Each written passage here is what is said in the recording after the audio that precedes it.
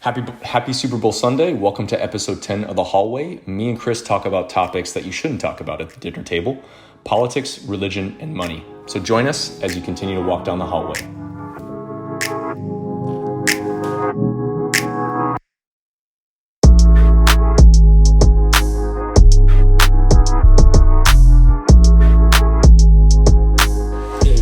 Hey. Episode 10 of The Hallway. Ooh, we're on 10 already? Damn. I know, man. We have 90 more to go. That's our commitment. Those of you that don't know, we committed to 100 episodes. And we're on number 10. Yeah. Hopefully everyone sticks around with us for that long, right? Yeah, we'll see. I know you fans have been anxiously waiting for another episode, And here it is, right? Super Bowl Sunday. Yes, we are here. What is it? The Bengals versus the Chargers, right? I think. So the Rams? Is it the Rams? Wow, we don't know football. Yeah, I think it's. You're right, the Rams. Yeah, you're right, the Rams. Okay, cool. Okay. Yeah. Hey, who do you got? Bengals. I don't know, bro. I got me. You got you. I got me. I'm not like. I don't even think I'm gonna watch this year. I've some other plans with some chicas, so I'm gonna be out and about. I mean, it's an excuse to drink, right? I guess. True. Watch some football. Be an American. It's a very American thing to do, right? It is very, very manly American vibes. Yeah. a lot of attention has been getting on their quarterback. What's his name? Joe Burrows. I think he used to play for LSU. Yeah. And a lot of people, a lot of girls are going goo goo gaga over him. Yeah. It's nuts. I mean, now that Brady's out at the ring, we gotta put the new superstar he retired. In. That's nuts. That's crazy, man. Out of nowhere. We expected it like years ago, but here we are. Yeah. What was super interesting? What was super interesting? Somebody told me that the trend, like, I don't know if this is true or not, right? But I guess it was an article that because as our society has been evolving, women are actually changing the types of preferences they have in men. So what does that mean, right? So if you look at this guy, Joe Burrow's face, I guess, I guess the new thing, or at least what this article was saying, is that baby faces are in. So you know how it was like before, like, I don't know, like maybe some people are into men that are a little more rugged, a little more like strong jawline guys. Yeah. But now it's transitioning more towards the like baby faces. So like Joe Burrow and kind of like a Tom Holland, right? Like Tom Holland, how he's like, kiddish. Yeah. I don't know. I mean, the whole like dad bod thing was like a thing as well.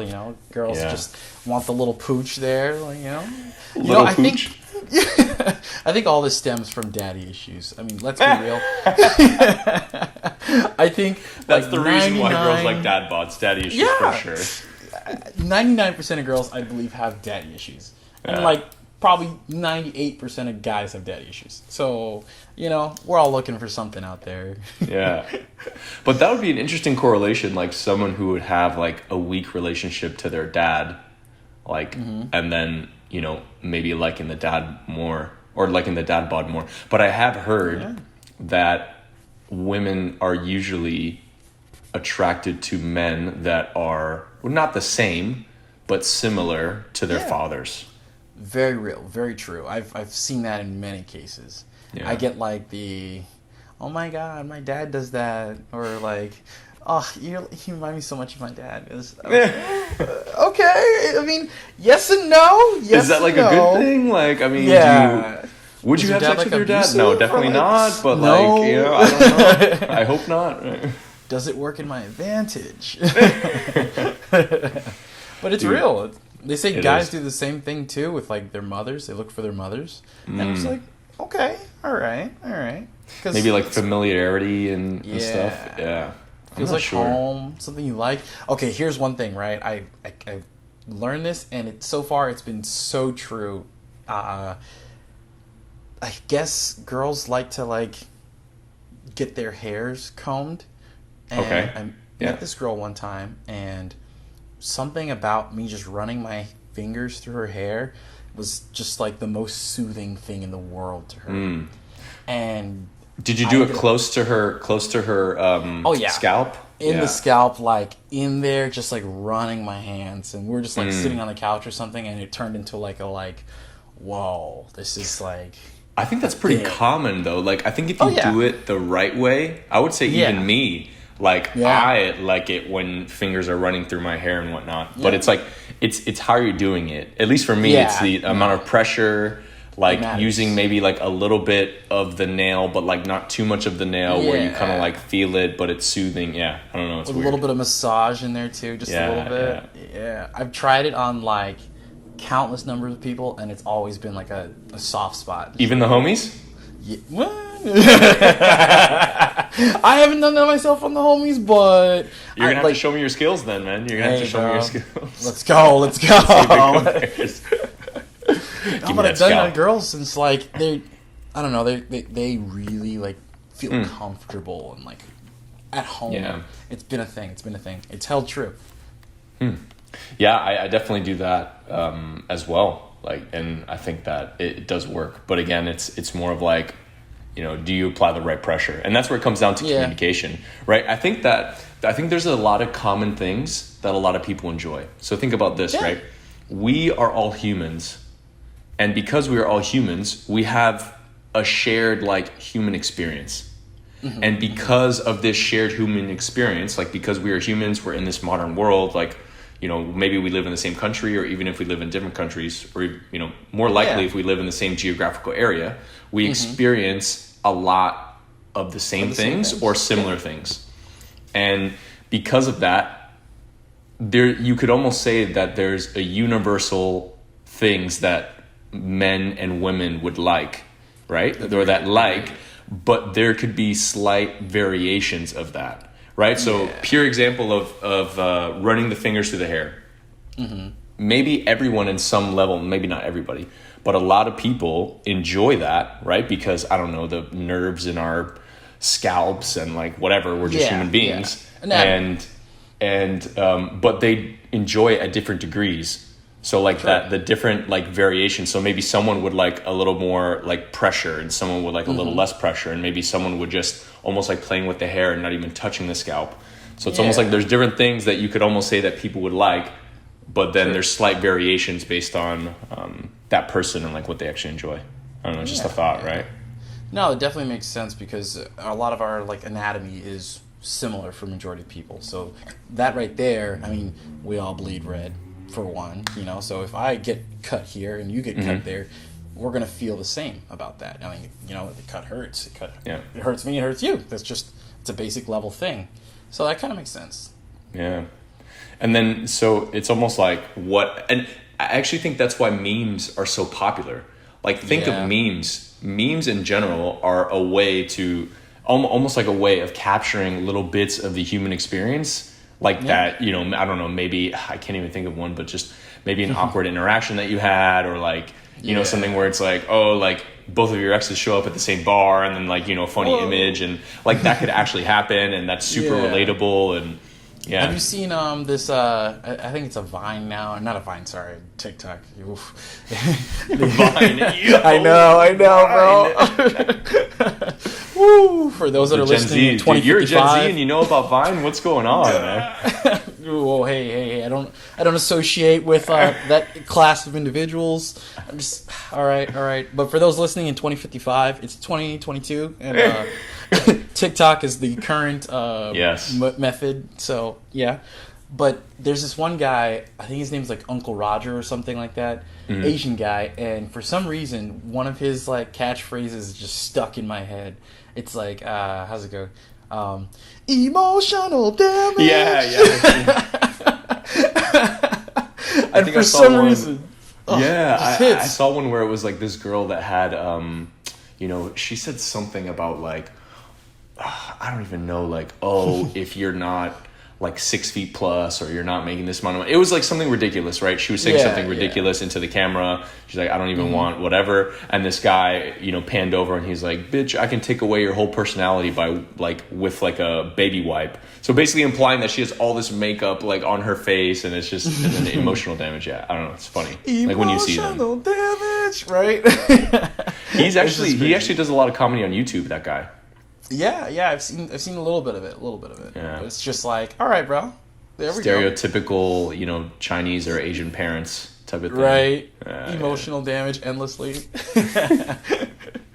Yo, did you hear about that whole Joe Rogan thing that's been going on over the past couple of months? I've kind of heard like pitter patter about it, but I haven't gotten like the full spectrum of what's going on, and I haven't dug into it myself. But I heard something about Spotify kicking like some of his stuff off, or people jumping off the platform.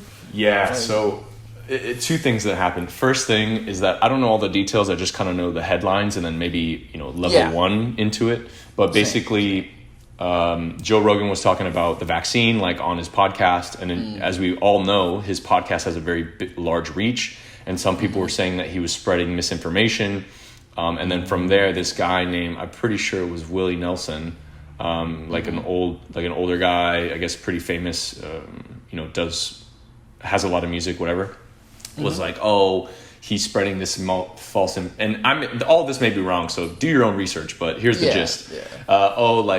He's spreading misinformation about the vaccine. Like, I don't want to be, on a platform that's going to allow someone with such a big reach to spread misinformation, blah, blah, blah.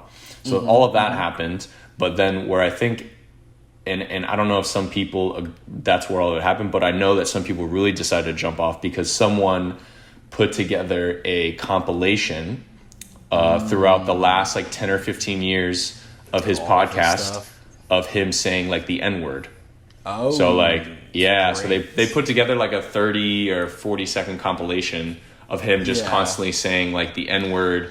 And then there was a point where, but he said he never used it in that context. And there was one clip that was taken out. It was maybe a 10 or 15 second clip where he was talking about he went to a movie theater in a predominantly black neighborhood, and he was saying that when he went to go see the Planet of the Apes, he said that he's like, oh, when I walked into the movie theater, I felt like it was the Planet of the Apes, and it was like, oh shit, and they isolated that too, and he was just like, and then people are like, oh, Joe Rogan's fucking racist and all of these things, and it's pretty nuts. That's pretty nuts. That's one of those things where the internet can take anything and slice it up, and there you go. You've got. I mean, it's not that he didn't say these things, but obviously, context clues is a major part of any story. Yeah. So I have a question for you though. I have a question for you. So what under any circumstance is it okay? Do you think it's okay for someone that's not black to say the N-word? I don't think anyone should say it. So not even people, Hispanic people, we really shouldn't be using it. But then there's many philosophies on how to use it and who can use it, and some people are on the side of, well, we're reclaiming the word, and then there's other people that are, it's my word, so I'm going to use it. There's a lot of different philosophies on what to do with it. And then the music industry, right? That's just using it like nothing. Yeah. Everywhere, anywhere. I mean, so it's kind of encouraged through the music to use it and own it. But I don't know. I feel like it's up to you personally, and the person you're talking to, or the people your audience in general. I mean, if you've got Joe Rogan style audience, or you've got me just talking to a friend kind of audience, you have to understand the people you're talking to and course correct. That's with every conversation you should do. You don't want to, I don't want to offend you. And I'm sure you don't want to offend me. If we have an abrasive topic or something like that, and we have to offend each other slightly to get a point across, that's a different scenario. But I'm going to understand that you don't like that word, and all right, great. I won't tell it to you. Great. We'll leave it at that. But if me and you have somewhat of an accord, and maybe we've used it before in passing, and I don't know, it depends on the situation. Yeah, a lot of situations, yeah.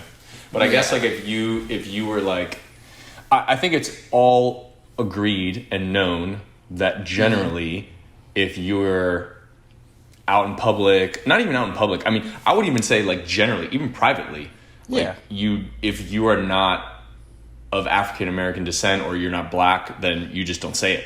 I mean, that's really it. Yeah, that's really it. Yeah. No, that's usually what it is across the board. especially in the presence of African American individuals. It's like, hey, buddy, what are you Don't doing? use it. Yeah, don't use it. Just you're using it wrong. You're not supposed to use it, so just stop. Yeah. And some people and then it moved into like the Hispanic, so it almost kind of became where as long as you're not white, you can say it.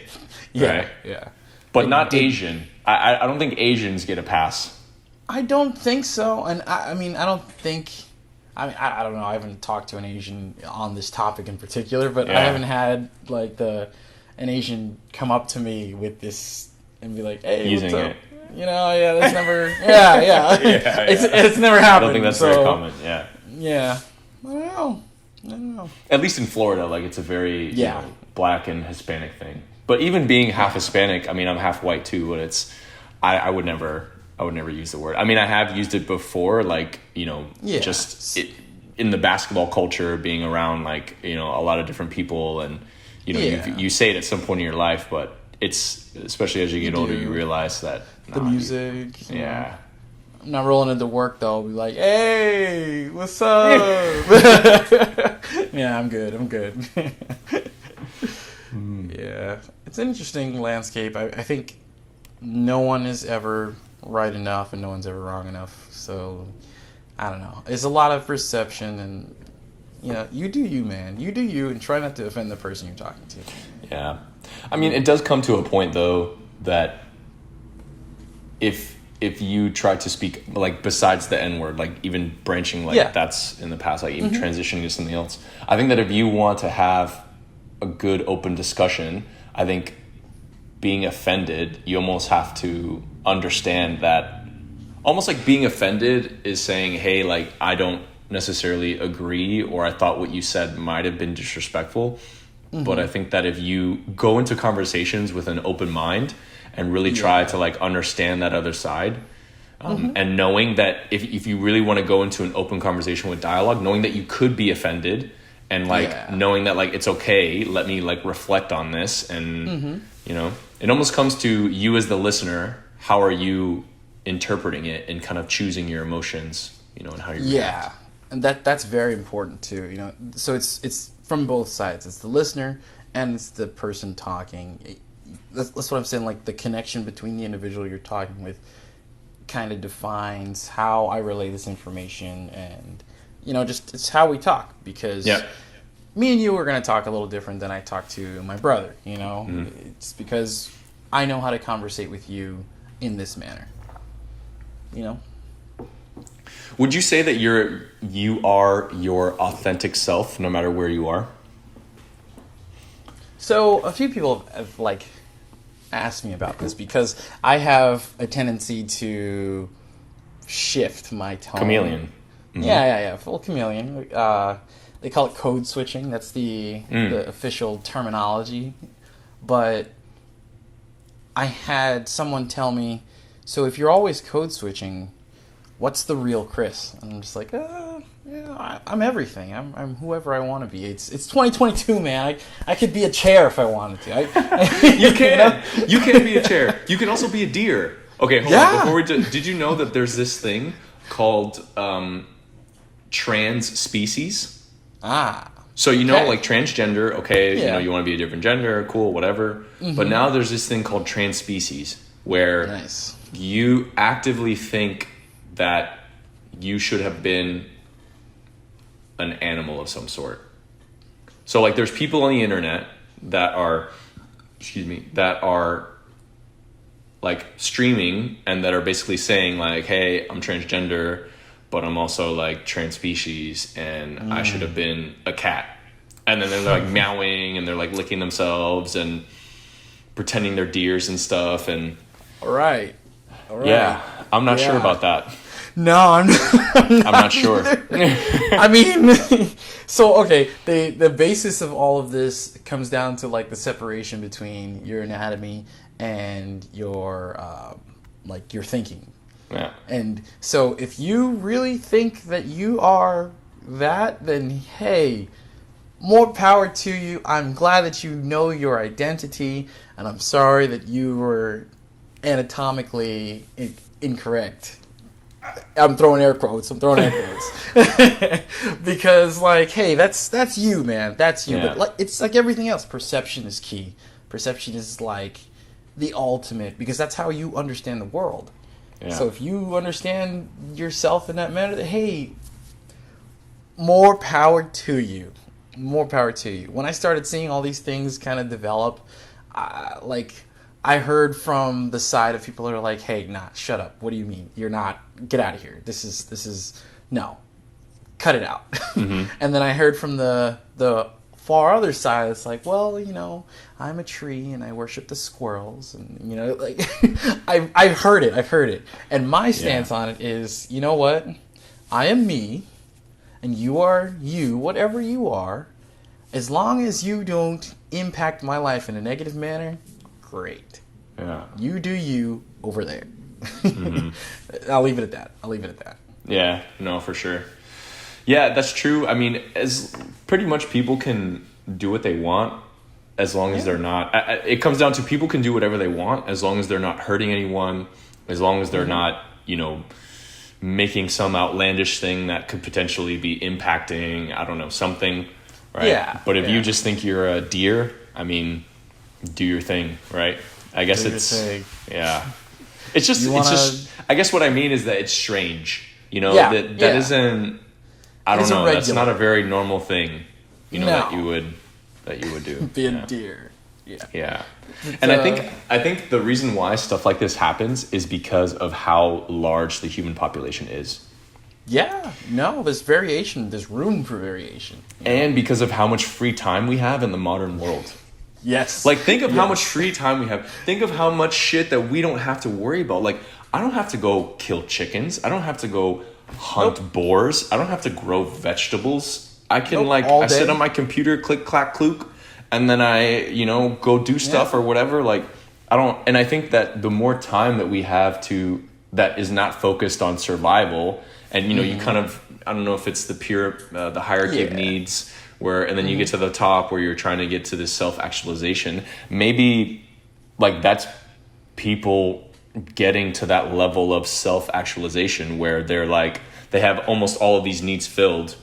Yeah. And they're evolving at that point. Yeah. I think that's very true. In the modern age, like, you have the time and the freedom to start exploring these things that were never explored before. Yeah. Before it was like, well, I got to go to work all day and do all this and do all that when I get home and yada, yada, yada. But now you have time to relax and be with your thoughts. And even the internet. Others. And the internet. Yeah. So, like, hey. Yo, you feel like a deer. Me too, bro. Oh, my gosh. And then there you go. Then you got a herd or whatever they're called. You got a herd. Yeah, that's been a big thing in, like, developing culture, is just their interconnectivity, you know? So it's, okay, you feel like a deer? I feel like a deer. Yeah, I feel like a deer. I never thought of that. Yeah, I do like eating grass sometimes. Hey, all right. I like to graze, you know. All right. It's crazy. Oh, man. So, audience, take that with what you will. Trans species is a thing. So look it up. Real. So do you feel like you're your authentic self? Like, I think that as I've gotten, and I mean, you know, we're not that old, right? We're still in our 20s. I'm 28. You're what, 22 now? 23? 23, yeah. 23. Like, I think that now I'm starting to really understand who I am. Like, I think that as I get even older, I'm going to feel that same way, like, year after year. It's weird. I almost, like, looking back, you think that you have yourself figured out, or, you know, you think that you know who you are. Mm-hmm. But then I think that as you get older and as you have more experiences, you kind of, like, learn more about yourself. It's crazy. Like, and then, definitely. But I would agree with you that, and I think it's good to have the ability to code switch.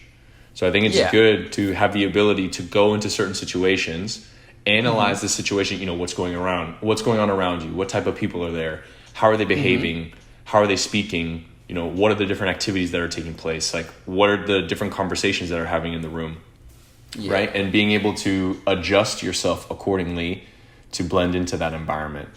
And I think that's good, but also, like, it's almost like you could ask yourself, are you staying true to yourself? So like, would you, if you're having a conversation, would you actively change your opinion or agree with something that you don't believe in just to fit in? Yeah. Right? So like, that's would you, where the split is. Exactly. The split is, you can change your tone, you can change the way that you talk, the words that you use, but are you changing your thoughts, like you're saying? Are you changing your opinions on things based off of the crowd you're with? Exactly. And that, I think, is where you find your authenticity. You have to maintain true to your beliefs. Even though I'm like, I can talk with a country accent for a few minutes, but I can still talk and tell you exactly what I mean. It doesn't mean now that I'm a gunslinging country boy, but I could make that switch and still make you feel comfortable and make me feel comfortable. For a while, I worked in a it wasn't really a call center, but they basically taught you the few basic things on how to have a successful call. How to make someone feel comfortable on the phone, matching their tone, just feeling them out, and then compensating and accommodating yourself with them. And that was one of those things. Just try to match them soft and smooth. And if they're talking a little country, go ahead and just add a little bit in there if you can. Make them feel at home. It's customer experience. Yeah. And you know what? When you're jumping into like a crowd of people that are speaking in a different lexicon, it's like, okay, I can jump in there and feel comfortable and then thrive in this environment, but still maintain my values. Yeah. And that's the important part there. So when I switch around and up and down and left and right, I try to maintain myself, but still switch enough to thrive and be acclimated into this new group. That way, like, okay, I'm maybe I'm an outsider. I'm meeting you for the first time, or meeting this group for the first time. I want to be welcomed. So in order to welcome myself, I'll show you that Accepted. I'm not that much different from you. Yeah. You'll accept me because I'm one of the gang. I'm not gonna lose myself to trying to be one of the gang, but I'll show you that we're not that different. Yeah, I've seen you code switching. I remember I brought over a friend that was from Trinidad, and like you saw how he was speaking, and I saw you transition. Into speaking like more of like island type, in the accent, right? Because your family's Jamaican, so you have that. Yeah. Exactly. Yeah. So that kind of comes a little more naturally. But I witnessed you code switch, and I was like, wow. But knowing you in multiple situations, I know that's not how you talk. So I'm like, oh, this guy's transitioning right now. Like I saw the chameleon change form, and I'm like, yeah, it's real. It was live. I will say though that I think that you can, in terms of changing your mind, so making sure that you're your authentic self. I think that you can go into these situations where you have, changed form and chameleon, and, maybe you can speak in a way that is similar and like all the things that we just discussed. But I think it's also important to say that it is good to go in these things with an open mind. So don't go in and like code switch, okay, and then be like, okay, but I'm still hard on my opinions. Like I still only believe what I believe. I still think that you should go into any conversation like with an open mind, right? Just like listening. It's always the seek to understand. I think that if you're always seeking to understand someone's point of view, that's always the best way to start a conversation, because we could have maybe disagreed on, I don't know, the whole N-word discussion, right? But then, if we come from if you have a certain opinion and I have a certain opinion, then we could kind of, if I seek to understand like your way of thinking and you also seek to understand my way, we can potentially even shift each other's opinions based on, I didn't consider that piece of information. I didn't consider, that specific situation that you're referring to. So you got to look at it informationally as well at some point, because I had a situation like you're talking about here where someone I was talking to was of a certain nationality, and I said, okay, I can switch into that a little bit, and I got into it, and I started, the conversation started to go a little political, and I was like, okay, I know that you're of a certain, tribe, and I may not be of that tribe, but I will listen to you. Of course. I'll hear as you should, right? Yeah. And the argument began, or not argument, but the discussion into certain deeper level topics, and I said, okay, that's great that you feel that way. And then I started to kind of like, all right, maybe we should stray away from this conversation. I try to like respond less, give them the, oh yeah, no, that's, yeah, I hear you. And then maybe start to switch the topic. Yeah. Try Politics switch, can get really messy. Politics can get really messy just because I just think people in general, like people don't seek to understand. Like what we just said, people are never really seeking to understand. They look, in very far extremes usually. And don't get me wrong, I think that extreme in any way, shape, or form, which I would say that the majority of people would agree. And if you disagree, then, I mean, that's okay. I'm sure we'd be willing to have a discussion. But I think that in any like extreme scenario, like that's not the right answer, right? Any sort of like left or right, like far extremely out, far, all out all decisions leaning those two ways. No, that's not the right way. It has to be a mix, and people just can get so like they compared politics to sports teams. So if you think of like the psychology, they did something where it was, you have your team. If you really love a sports team, you're from somewhere, like I love this team. This is my team. Exactly. My family grew up loving this team. Like, yeah, you feel connected. Like you feel like this is the instincts. Team. Yeah, it's like your tribe, like your instinctual. Yeah. They measured the psychology, and I don't have those fancy terms, but I'm summarizing it. Here's the abstract, right? But they measured like your brain when you talk about the sports team or whatever, and basically you feel like that is like almost like your family in a way, right? And if anyone is going against, that's why sometimes people get so crazy about their sports teams, is that if anyone goes against your team that you like, you almost feel as if they're attacking your tribe. Like you feel as if they're attacking, a piece of you, which is not necessarily the case. And I think the similar things run in politics, and it may or may not, but you're almost like saying, hey, I'm a part of this group, and this group believes certain things, and I feel that I'm connected to this group, so everything that this group says, I agree, this right? Is me. Yeah, and I think that when you have those opposing opinions, people just feel like you're attacking like they could feel like you're attacking. Yeah, it's not. I'm not attacking you. I'm not attacking your tribe. We're talking about this specific situation, how we would like go about it, and you think that should go about it that way. I think it should be going about this way. And why can't we like have a discussion about that? Yeah. Exactly. There's so many people that just can't have a discussion about something. I mean, there's some hot topics where, hey, I don't want to talk about it, but I get that. But certain things should be able to be discussed without bringing in the pickaxe and the hammer. Yeah. Bring up the fight. Just like we're just talking. We're just talking. Because people will get, I mean, I'm sure you've had this before, and I think everyone has had this, but they just start talking about something political, and then you just see like the passion and like the, wow, they're not doing this in this state, and they're doing this in that state, and like I can't even believe it, and these capitalists or these freaking snowflakes and like all different sides of the spectrum are doing this and they're ruining our country and all this stuff, and you're like, whoa man, like it's all good, like I'm just having a beer, relax. All right, this is loaded. Yeah. I mean, because like even if you don't agree, or if because the amount of passion that they put behind it, if you even presented some sort of opposing opinion, then it could be taken in a completely different direction. I'm not doing it. Sometimes you just gotta pick your battles and decide where you want to start the fire. Because you have to measure the person, because sometimes maybe the person is into politics and they would be open like to hearing about it and educating and whatever, but sometimes those topics are tough. Yeah. Some people are just no, this is what it is, because this is what I said. What is it during a conversation they say to stray away from? I know it's like, what is it? Politics, religion, and something else?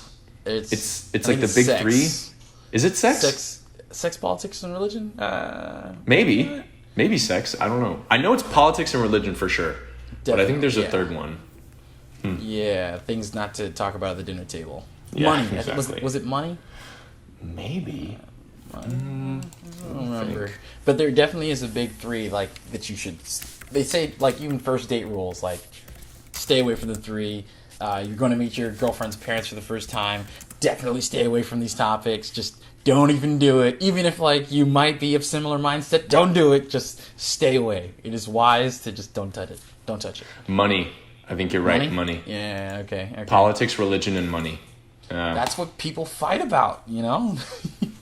Those are where you can have passions beyond like stupid things. Like, I like the color red more than you like the color orange. Well, I have $1 million and you have $10. Let's fight about that. And also the way that people spend money can be very... So we talked about politics, right? Maybe let's go down the list. So politics, people can just have very opposing arguments. Religion as well. I mean, think about like the basis of religion. Like thinking of, you're trying to put, like religion is literally in a way, right? I didn't study religion or anything, so please, I'm just some regular guy. But religion is literally trying to answer the questions that can't be answered. You know, and it's like, okay, this is my answer to the questions that we will never really truly know the answer to. And and you're like, filling it with faith, right? Yeah. I think faith is one of the strongest like basis of any religion. It's what you believe in about this religion and how deeply you believe in this religion.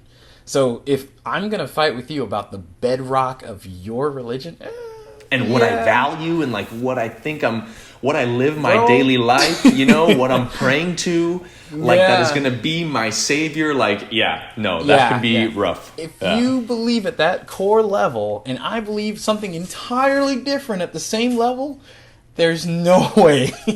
I'm just, you know, like, hey, I'll give you a hint. I'll give you a seed. And if you want to follow that seed, great.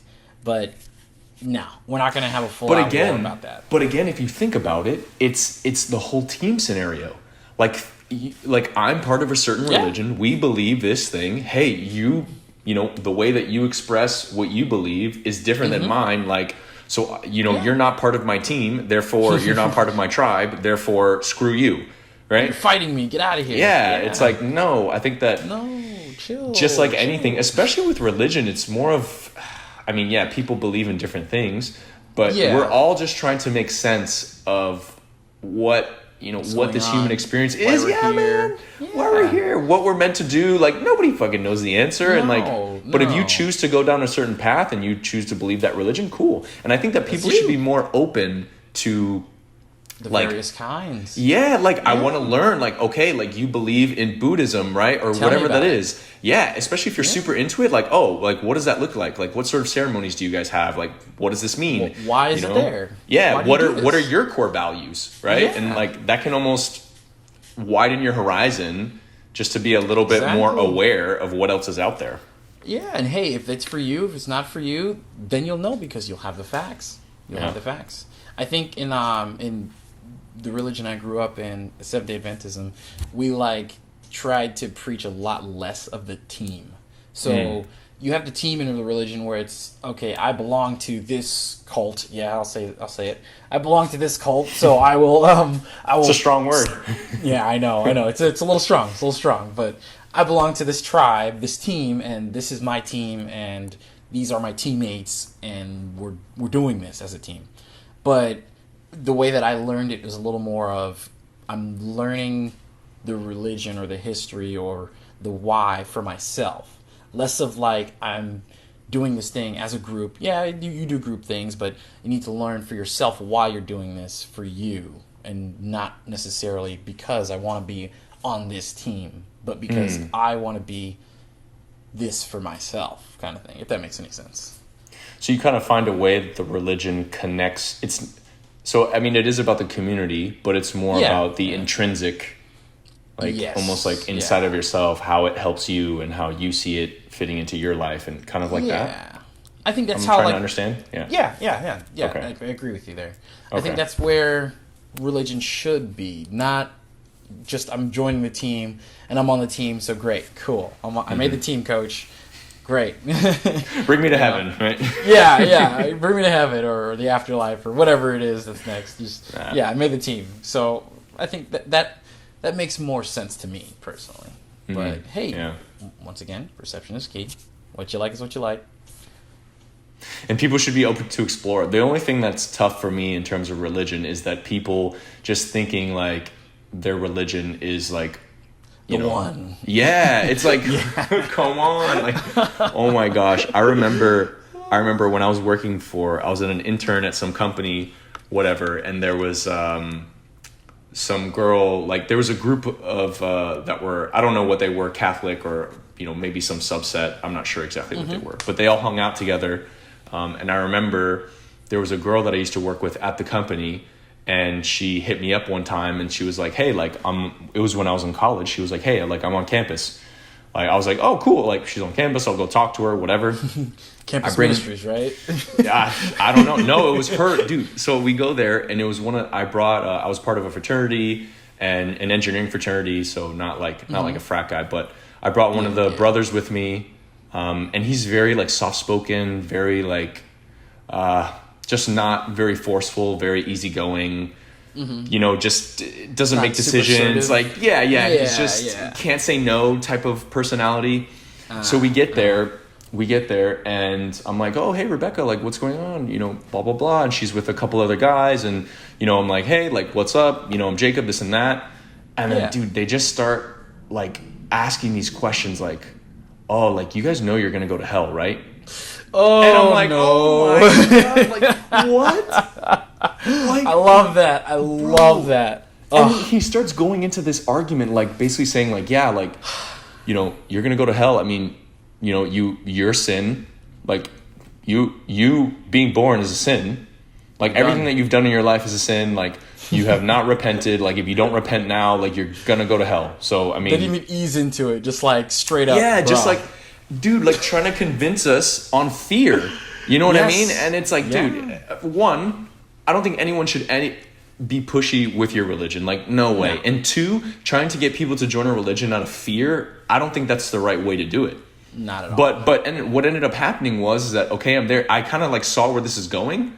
Like I kind of let it, build for a little bit, because I'm not going to be like, okay, screw you guys, I'm out of here. Exactly. But I'm kind of like started like back away, and the guy, like he just couldn't say no, like he couldn't like break it off or whatever. And I'm like, no, like come on, like hey, like I gotta go, like hey man, you should come with me. Like I'm trying to pull him, but they're kind of like pulling him in, and I'm trying to pull him, and then it comes to a point. Hold on to him. Yeah, it comes to a point where it's like, hey, like if you want to stay here, you can. I'm giving him all the signs, like let's go, and he just can't break away. And then I'm like, all right, well I have to leave. Like I'm not gonna sit around and hear this. So it's nuts. I mean, it comes down to a point, like even if you truly believe in a religion and you think that the way for you to, be, even if it's a part of your religion to spread your religion, which, okay, cool. There's different ways to spread your religion. And I think that like fear-based and pressure-based is not a way to spread religion. Maybe back in the day, like, and that's how they did it back in the day, because a lot of things were pretty crazy back then. That's what drove people, fear. Yeah, fear. And fear's a big motivator. Fear's a huge motivator. I actually want to talk about that. Let me wrap this up. But I just don't think that's a way to push the religion, to spread your religion. But fear, dude, some like people are ingrained by fear. Like people are more, I forget the numbers and like what the study that they did, but people were willing to sacrifice a lot of like different things just to keep what they had, rather than like make more. Like people are more afraid of losing and more pushed by fear than they are by gain, which is pretty nuts. Yeah. And that goes into like analysis of like how you pick a job, or hey, I want to change jobs, but I'm really afraid to change jobs. So I'll give you the lowdown. I haven't talked to you in a little bit, but so right now I graduated and I got my certifications and all that stuff, and I came to my boss. Congratulations. Yeah, thank you. Yeah. I came to my boss and I said, boss, it's time for a raise. I gave him my number, and he said, well, we'll have to see what we can do about that, and blah, blah, blah. We're changing bosses right now, and but I'll get back to you, basically. So then I was standard like, all right, answer. Cool. Yeah, standard answer. It wasn't a no. It wasn't a no. It wasn't like a, I'll just take it for what it is. But then I actually applied for another job at the same company, different organization, doing the same thing. And I did not expect to get an interview, but I did. And I'm just like, oh, wow. Okay, this is great. But my thing is, I'm comfortable where I work now. I'm comfortable with the team that I work with now. And the fear of jumping to a new team and that team not liking me, and then I lose my job, and then I'm homeless and I can't pay my bills, and like that fear. And then your parents are like, Chris, figure it out, we ain't helping you. Yeah. No, they wouldn't do that, but it's funny. Like, previous conversations, Yeah, they'd send me to the house. Yeah. Yeah, so it's just like the fear of failure in a new environment is kind of like holding me back from trying out this new opportunity that might be more beneficial to me than just staying where I'm at. But then I'm also like playing the fence of like, well, if you can like match me in pay, then I don't care, whatever. Yeah. But I have a fear that I won't succeed in this new environment, and for that reason I'm turned more away from trying that out, even though it's an opportunity that's available. The guy is a nice guy, he seemed to like me, and like, but I'm still reserved about the idea of doing this because I'm afraid, honestly. It's a change. I think that's a good fear to have, and but I'll tell you something, Chris, and you decide what you will, and maybe for other people that are looking at transitioning jobs, I mean, I've been out of school for 4 years, right? So December of 2017 is when I graduated college. So about 4 years now. And I've had 3 different jobs within those 4 years. And every single time I went to jump, it's scary. Like you freak out. You're like, everything's running smoothly here. Why would I go over here and do something different when everything's comfortable right here? But if I personally, right, with my personal career, if I never took those leaps, then I wouldn't have learned like as much as I know now, like about the different companies the different organizations that I've been in, like the expansion of my knowledge that I've gained. And also like it gives you the opportunity to spread your network even farther. I mean, it's everything's always a risk, man. Like everything is always a risk, but the fear is good. Like if you think that it's time to have something new, especially if you want to potentially move up within the company. I mean, you have to think about your goals, but moving roles isn't necessarily a bad thing, right? Yeah. The fear, it's a good fear to have. It's valid, but at the same time, it's a sign that you could grow even more. Right? Yeah. Yeah, so, it's just that fear of failure that's just you're not gonna fail. It's but the thing is, I think if you took that jump, that fear is gonna propel you to do more and to like want to be the best that you can be, and then ultimately you're gonna succeed. And at some point, you get to a stage of comfort. So like throughout my different jobs, like I had one job where I graduated, I was an intern, they brought me on full time, whatever. I transitioned to when we met in the company that we work for.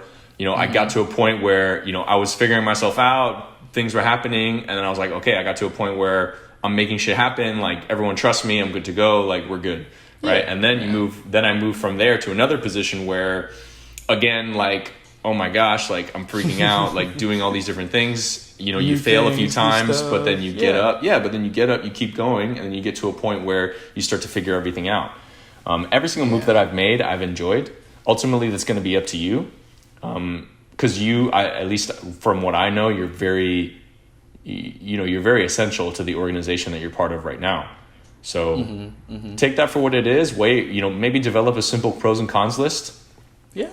And go from there. Push it forward. Yeah, just the initial hump of Yeah, you're not going to fail, man. Like anyone out there that's thinking about getting a new job, like that's just your inner voice saying that like, you're gonna fail. Like that's not true at all. You'd be surprised. Literally everyone would be so surprised, like if they were just put under pressure, said, hey, like Chris or anyone that's listening, you have to do this right now. Like you have to build this communication plan, you have to code this, whatever it is, you have to tell us what we're going to do or else this project is going to fail. Right. And like, you have to do, like, literally you have to do this. And I think that people would be surprised at what they can do if they just put the time and energy into it and that they're forced to. Right. So, good luck with that. Yeah. We'll see. We'll see.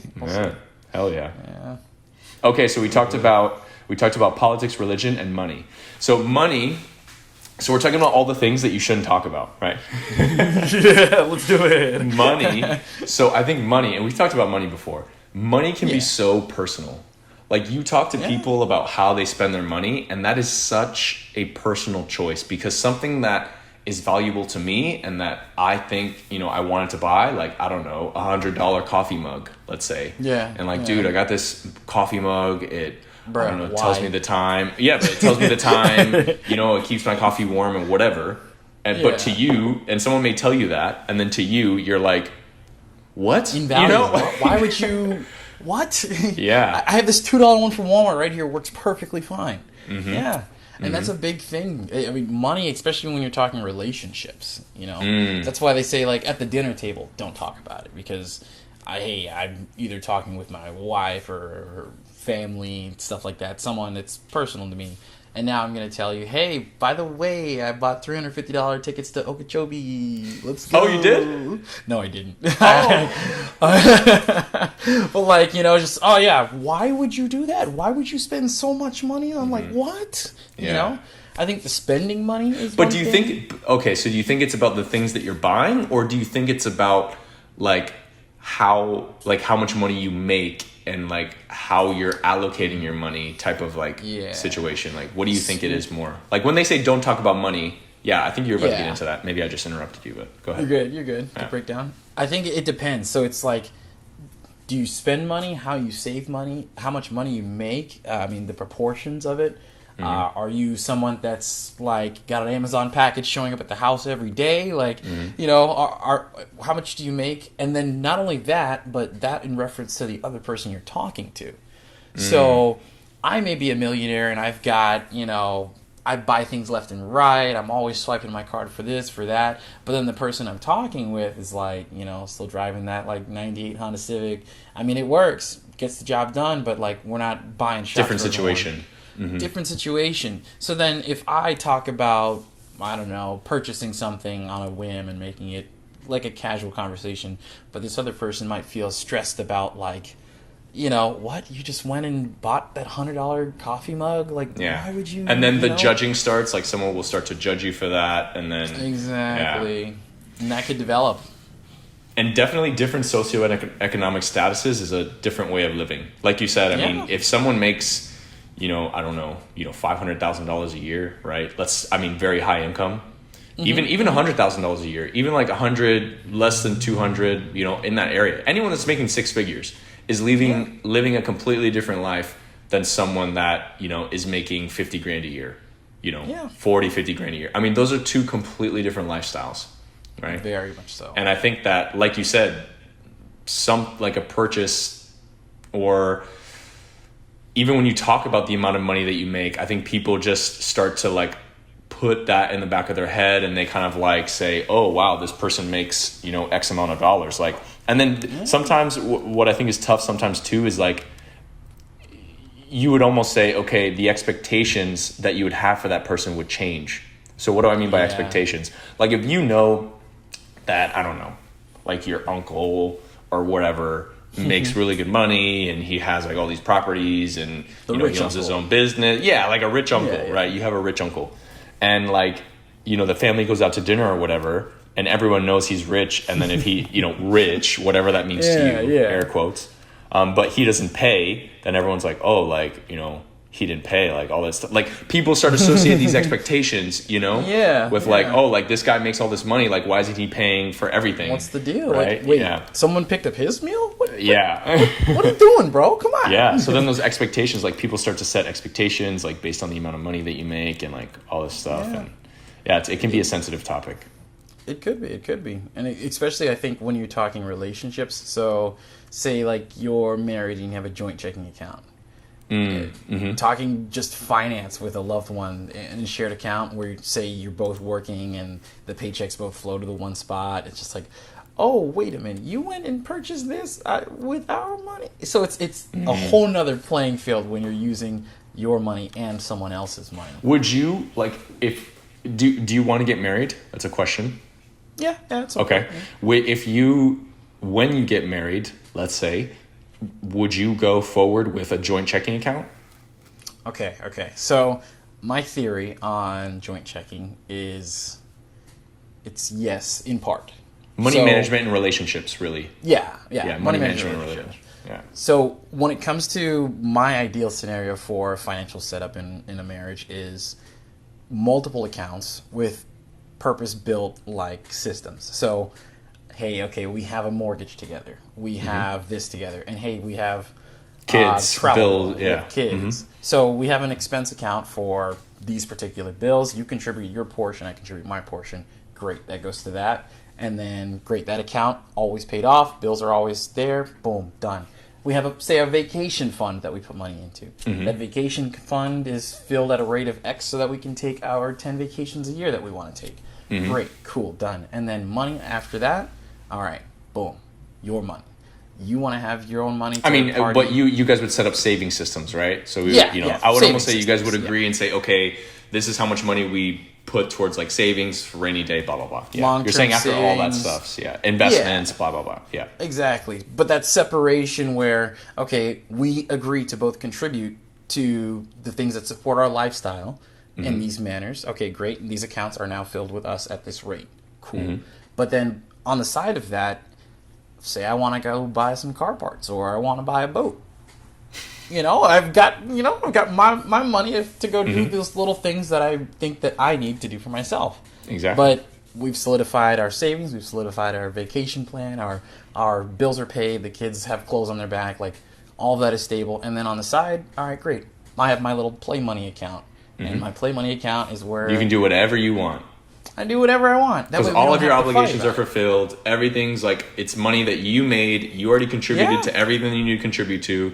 This is like, and you could even save that play money that you have towards something bigger and like whatever it may be. Yeah. And it's entirely up to me. I don't feel kind of like I have to support you with this extra money. I don't feel like you have to dip into it, and we don't have to like. I mean, hey, if I have, can I buy this? Like, no, I'm not asking permission to buy. No, exactly. Like I'm a grown man. If you're being responsible, and you're making money. Exactly.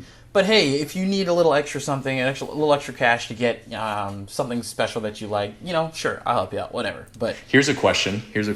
Oh, that's an interesting point though. Like, oh, hey, I need, that would be interesting. Like if you, like, oh, hey, babe, I want to like, I don't know, get us. I don't know. I'm trying to think of something extravagant, but I don't know, maybe or something. Yeah, or maybe I want to get like a new. I don't know. I'm really into cycling, right? So maybe I wanted to get a new bike, and I only have $2,000, and I need another $500. And then you ask like your significant other, like, hey, like, do you mind? Because I just want to get a bike, and you guys have that discussion or whatever. But then your significant other's like, no, you better save up that extra $500 or whatever. Or like it's on sale for this week, and you like, there's use cases, whatever, you know, like, and that's something you can talk about and discuss. But on a general level, if there's something you want and you've got the money for it, go get it. You're an adult. Yeah, definitely. When do you think it is appropriate? So like what level of income differentiation would it need to be where bills start getting proportioned out, like where bills start being paid proportionally? So what I mean is that like let's say let's say your wife is making $150,000 and you're making $50,000, right? Yeah. Or like maybe you're making $100,000 and she's making $80,000, or whatever the numbers are. Like because at some point, like if we're talking the scenario where it's like 150 and 50, obviously like things are going to be paid now proportionally. Like, I mean, that's obvious, right? It should be. Unless, I mean, you negotiate against that and hey, if that's something you come to, that would be a personal discussion. Exactly, it's a discussion between you and your partner how you want to do that. But proportionally makes sense. I think the thing is though is that, but when does it start? Like because I would argue and say, okay, if it's a $10,000 or $15,000 difference a year, I mean, I would argue against doing it proportionally, right? When you're starting to get into like the 30. You know what I mean? When we start getting like that high, larger numbers, like where we're talking 50, 60, 70 grand a year difference. Yeah. Okay. I mean, if we're talking 50 grand when we're, I don't know, let's say I'm making 200 and she's making 250. I mean, that doesn't matter, right? But if she's making 100 and I'm making 50, then that's when we're, discussion needs to be had. And exactly. Yeah, I agree. Like, I'd probably, if I'm doing like 150, you're doing 50. Yeah, okay, definite. If I'm doing, if I'm doing 150, you're doing 130. All right, that's fine. That's even. I think that's even. Yeah. If you're making 150, she's making 130, or vice versa, whatever it is. I say that's 50-50. Right? Yeah, exactly. Yeah. But when you start to get like in large discrepancies, that's when I think proportionally makes sense. But then you have to think like, okay, like I don't know, it's almost like or do you just map it out from the beginning and use proportion regardless? That way that would just be so weird. Like I don't know, like if you're making I don't know 100 and she's making 90, it's like, oh well, I pay 55% and you pay 45%. Something where it's kind of like okay, like, it could be, but I think there's also the scenario where, well, you have all this free money, like you've saved up enough to buy a boat, but I can only buy a jet ski. Well, that's because you contribute less and I contribute more. So like, I think it come more into play when we're talking about like the free money. So if you keep your free money at a similar proportion, then it's like, okay, all right. Yeah. Because the bills just, those are hard and fast. They have to be paid, regardless of who's paying them and who's paying the amount. It's bills got to be paid. But the free money is where you'll like start to use it more. You won't look at your bills every day. When you're making $250, you're not looking at the mortgage for your houses or whatever. You're just paying it. yeah, exactly. But you're looking to see if you can afford that 18-foot boat like every week. Like, am I there yet, or what's the deal? For sure. So I think maybe just do the proportions from the jump, regardless of the differentiation. Just make it happen, and then enjoy the free money. I do agree. I completely agree, and I think that proportions make sense. And when you start to get higher levels of income or the differentiation is large, that's when you really go in. But like circling back, I think money management and relationships, I think that's the best method. Like you have that joint account where everything, you contribute, you guys pretty much would step by step map out, okay, how much is the mortgage? How much are the car payments? How much do we need to pay for insurance? What are the costs for the kids' daycare? How much are we going to budget for? Did you literally just add everything up and say, okay, monthly we need, I don't know, $3,000, right? Or $4,000 or whatever the number is. Mm-hmm. And then you say, hey, we just put all the money into this account. Like, you put in $2,000 a week. I put in $2,000 a week into this account. Everything's drawn automatically. And then and then you say, okay, how are the savings going to differentiate? Okay. And this is where like the element of transparency is huge. Like I am so important. I'm very transparent, like with my friends, especially in terms of personal finance, like about how I allocate and like what I do, because I'm a big like saver and investor. Like I probably only spend 50% of my income. So, and I want other people to do the same just because I think it helps. And I have a lot of like knowledge doing that, but sometimes people can get like really touchy about their money. Yeah. I think that's an older thinking. Like, so they're, what was it? My buddy that I worked with was moving to a different department, and I was like, hey, so how much are you making in this new job? Like, what's the deal?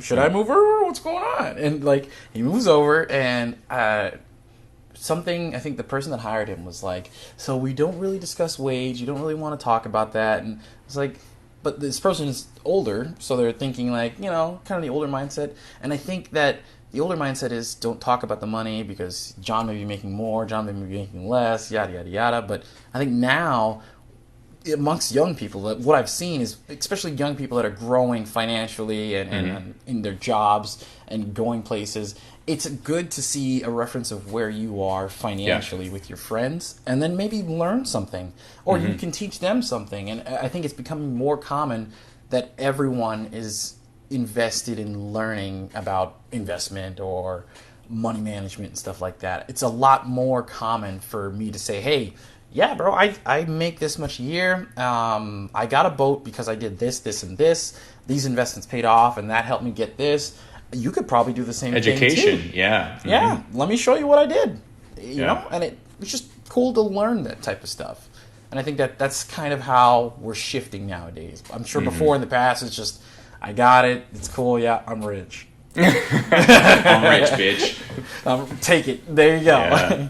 Yeah. They said the consumer patterns of the United States were definitely influenced when, like workplaces, like actually women started going to the workplace. At least that's this article that I read. It was not an article, it was a video that I saw.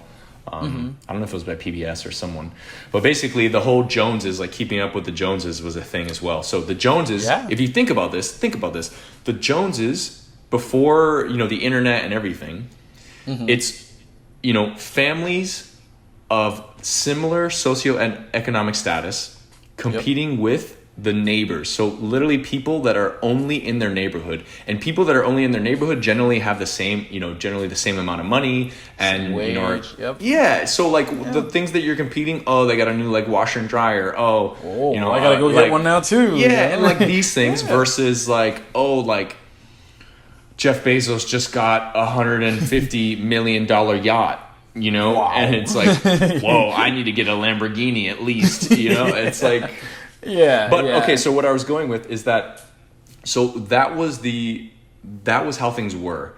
And like the women, because usually women like stayed at home and all that stuff, that was back in the day, and they would talk to the other women, and those types of conversations would be very neighborhood based.